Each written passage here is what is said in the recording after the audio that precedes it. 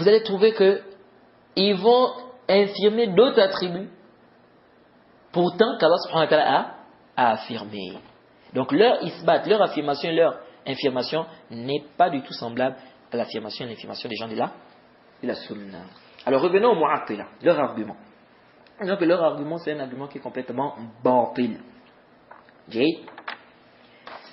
Et ici, je dis bien les mu'attila dans le sens de ceux-là qui disent qu'Allah subhanahu wa ta'ala, on n'affirme aucun attribut à Allah subhanahu wa ta'ala. Parce que comme je vous ai dit, même les asha'ir aussi, on peut dans un sens faire entrer, n'est-ce pas, les asha'ir dans les mu'attila. Dans un sens. Mais là, je parle de ceux-là qui disent carrément que Allah subhanahu wa ta'ala, on n'affirme aucun attribut à Allah subhanahu wa ta'ala. Nous disons que le dalil du tarkib, leur dalil là, la preuve de la composition là, qui disent que non, si on dit qu'Allah subhanahu wa ta'ala ceci, ça veut dire qu'il est composé et tout ce qui est composé a besoin de ses composantes, etc. Nous disons ça, c'est une preuve qui ne tient pas. C'est une parole qui est complètement batil. Et ça, le fait de rejeter tous les attributs d'Allah en se basant sur le dalil de tarkib, ça c'est du kufr. C'est-à-dire rejeter tous les attributs d'Allah, c'est du kufr. Ça, y a même pas. C'est-à-dire ça, c'est clair que c'est du kufr. كيف هذا؟ أرجو أن تنتبهوا هنا.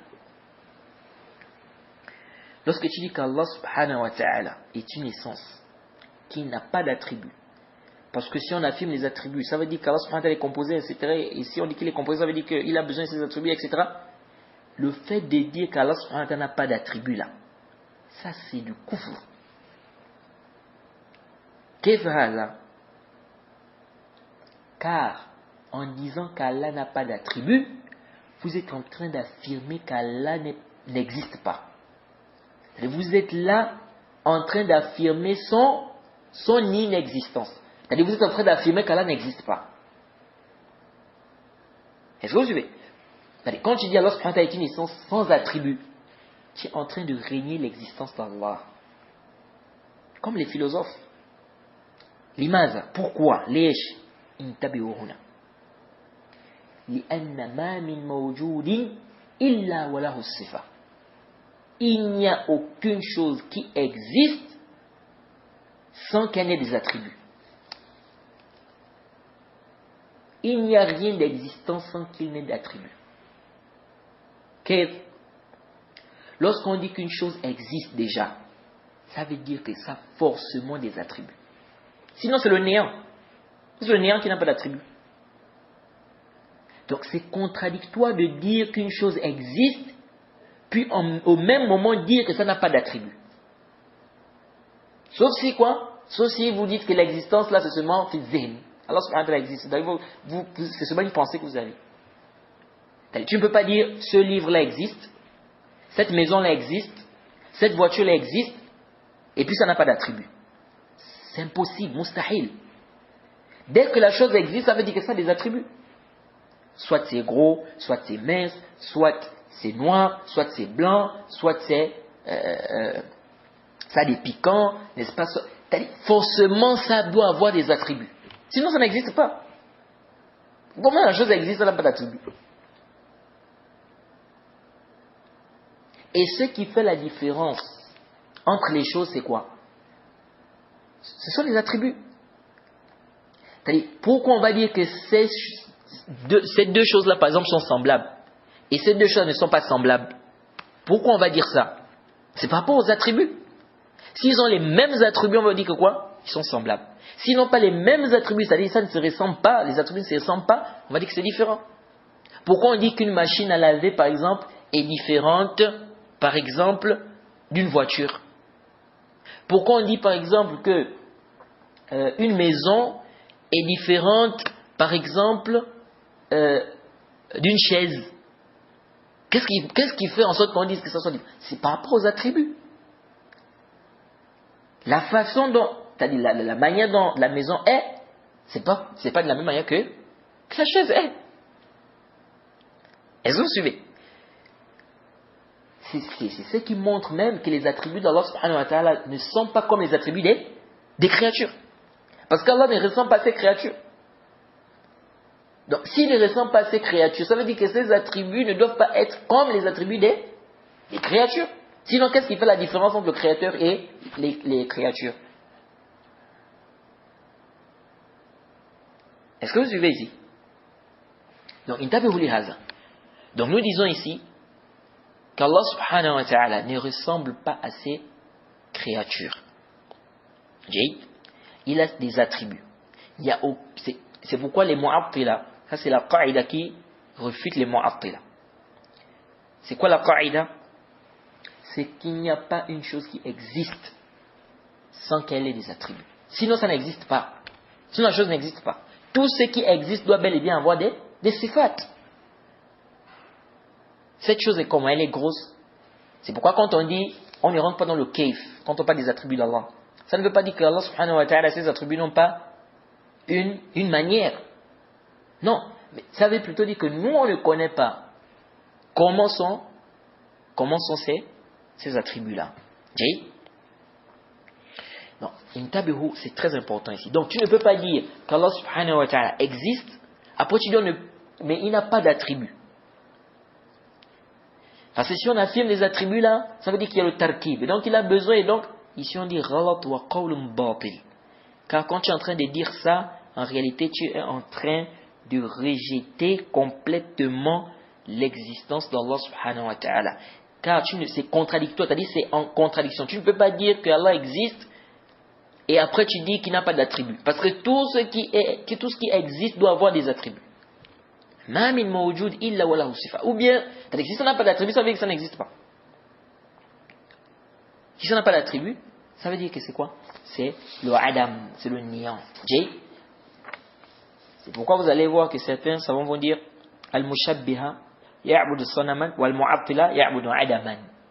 Que ceux qui font l'anthropomorphisme, ils adorent une statue, bien l'idole. Et les mu'attila adorent le néant.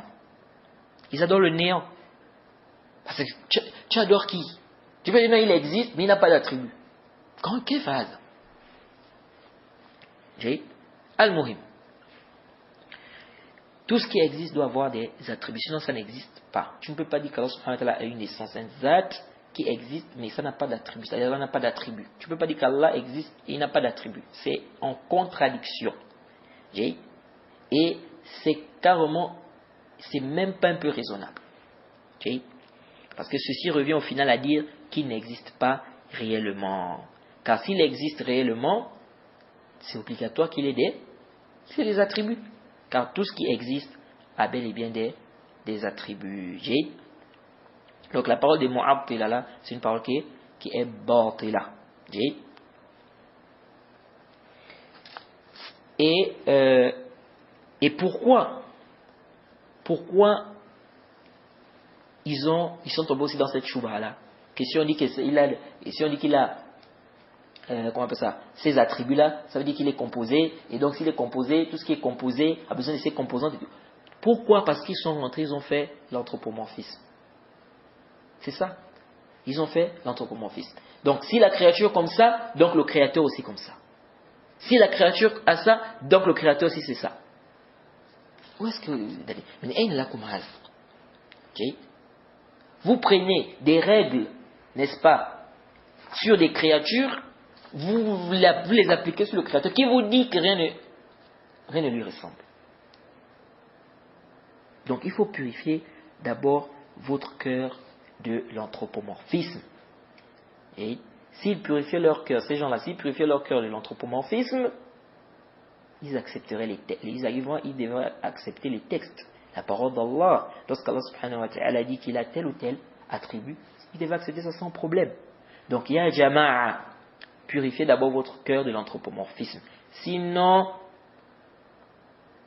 vous ne pouvez pas être guéri.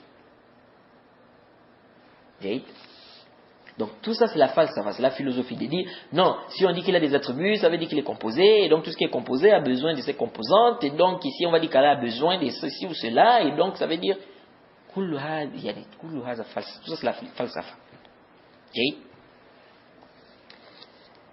Et nous disons, il y a une règle rationnelle que les savants rappellent souvent, telle que le Cheikh l'Islam ibn Taymiyyah et bien d'autres. C'est quoi la règle? Intabir. La règle, c'est que deux choses contraires ou deux choses qui s'opposent, infirmer une implique forcément affirmer l'autre. Il est impossible que deux choses opposées soient réunies au même endroit. C'est-à-dire, c'est impossible qu'ils soient tous les deux infirmés. Ça veut dire quoi? Alors, je vous donne ici des exemples pour que ça soit clair. Tu ne peux pas dire « il n'entend pas » et en même temps dire « il entend ». Est-ce que vous suivez? Donc, tu ne peux pas venir nous dire, on dit Allah subhanahu wa ta'ala entend, tu dis non, il n'entend pas. Ok? Il n'entend pas. Et après, tu ne peux pas encore venir dire, il entend. Ça ne peut pas. C'est mustahil. Ok? Pourquoi on dit ça? Parce que quand tu dis Allah subhanahu wa ta'ala n'entend pas, ça veut dire qu'il est sourd alors. Quand tu dis Allah n'entend pas, on te dit donc ça veut dire qu'il est sourd. Tu dis non, ça ne veut pas dire qu'il est sourd. Tu ne peux pas. Tu ne peux pas dire il n'entend pas. Et quand on te dit ça veut dire qu'il est sourd, tu dis non, il n'est pas sourd. Est-ce que vous voyez? C'est-à-dire c'est impossible que tu dises il n'entend pas, il n'a pas l'attribut de lui.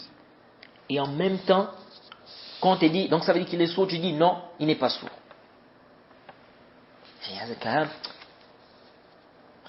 Ou bien tu dis il est malade et tu dis en même temps il n'est pas malade. Ou bien il est en même temps mort et vivant. Elle est en grossesse, elle n'est pas en grossesse. Quelle phrase? Le fait de dire qu'elle n'est pas en grossesse, on comprend clairement qu'elle ne porte pas d'enfant dans son ventre. Donc tu ne peux pas dire encore elle est en grossesse. Donc si tu dis Allah ne parle pas, ça veut dire qu'il est muet. Si tu dis ne voit pas, ça veut dire qu'il n'a pas l'attribut de la vue. Ça veut dire qu'il est aveugle. Tu ne peux pas dire en même temps il n'a pas l'attribut de la vue. Et quand on te dit donc ça veut dire qu'il est aveugle, tu dis non, il n'est pas aveugle. Tu dis non, il n'est pas aussi aveugle. Donc tu dis il n'a pas l'attribut de la vue, il est donc aveugle. Tu dis non, il n'est pas aussi aveugle. C'est quoi ça? Tu ne peux pas dire il n'est pas dans ses créatures. Et quand on te dit donc il est hors de ses créatures, tu dis non. Tu ne peux pas dire il n'est pas dans ses créatures, il n'est pas hors de ses créatures. Quelle phrase? Ou il est dans ses créatures, ou il ne l'est pas. Donc tu dis il n'est pas dans ses créatures. Quand on te dit il est hors de ses créatures, tu dis non, il n'est pas aussi hors de ses créatures. Quelle phrase? Allah subhanahu wa ta'ala, s'il n'est pas dans ses créatures, donc il est hors de ses créatures. Tu dis non, il n'est pas hors de ses créatures. Okay. Donc ça c'est quoi? Lorsque deux choses sont opposées. Non, tu ne peux pas dire il n'est pas dans ses créatures, il n'est pas hors de ses créatures. Sinon ça veut dire qu'il n'existe pas. Il n'existe pas. Que Allah subhanahu wa ta'ala existe, c'est seulement dans ta tête. C'est-à-dire que tu as juste une pensée que Allah subhanahu wa ta'ala existe. Mais sinon en réalité, kharij al-zihn, ici Allah subhanahu wa ta'ala n'existe pas. Il n'a pas l'attribut de la sagesse. Donc on te dit là donc le contraire. Donc il n'est pas sage. Tu dis non. Ça n'a pas de sens. Il n'a pas l'attribut de la sagesse. Donc il n'est pas sage. Tu dis non. Finalement, tu es en train d'affirmer quoi finalement? Donc ça c'est une règle. Que deux choses contraires, tu ne peux pas infirmer les deux. C'est opposé. Donc infirmer un implique l'affirmation de l'autre. Si tu dis qu'il n'a pas l'attribut de la science, donc ça veut dire qu'il est ignorant. Donc tu ne peux pas dire qu'il n'a pas l'attribut de la science, donc ça veut dire qu'il est ignorant. Tu dis non, il n'est pas ignorant. Et ceux qui rejettent les attributs d'Allah, tu les coinces avec cette règle-là. On les coince avec cette règle-là. Sauf qu'il y a certains Asha'ira, comme Al-Amidi et bien d'autres, qui ont amené un tashkik sur cette règle, qui ont mené un doute sur cette règle. Ils ont dit on ne peut pas prendre cette règle-là pour justifier la présence des attributs d'Allah subhanahu wa ta'ala. Ils ont on ne peut pas prendre cette règle-là pour affirmer les attributs d'Allah subhanahu wa ta'ala. Pourquoi? On verra pourquoi au cours prochain. Donc on s'arrête ici pour ce cours. Au cours prochain, on va revenir, n'est-ce pas, sur cette règle et on va voir qu'est-ce que certains Asha'ira ont apporté comme réponse concernant cette règle-là. C'est une règle qui les réfute. Donc si tu infirmes un attribut et que ça a un opposé, donc ça veut dire que l'affirmation de cet attribut implique l'affirmation de l'autre. L'affirmation de l'autre attribut là implique l'affirmation de l'autre. Wahakaza. Donc si tu dis qu'Allah subhanahu wa ta'ala n'a pas l'attribut de lui, donc ça veut dire qu'il n'entend pas. Ça veut dire qu'il est sourd. Tu ne peux pas dire en même temps il n'a pas l'attribut de lui, et quand il dit ça veut dire qu'il n'entend pas, il est sourd, tu dis non, ça ne veut pas dire ça. Donc on s'arrête ici. Inch'Allah, le cours prochain, on va revenir sur cette règle et on va apporter, n'est-ce pas, qu'est-ce que certains Asha'ira ont apporté pour réfuter cette règle et également on va les réfuter par rapport à cela. On s'arrête ici, on demande qu'Allah nous facilite, qu'Allah nous donne la compréhension de la religion. Wa subhanaka wa bihamdik wa ashhadu an la ilaha illa anta astaghfiruka wa atubu ilayk.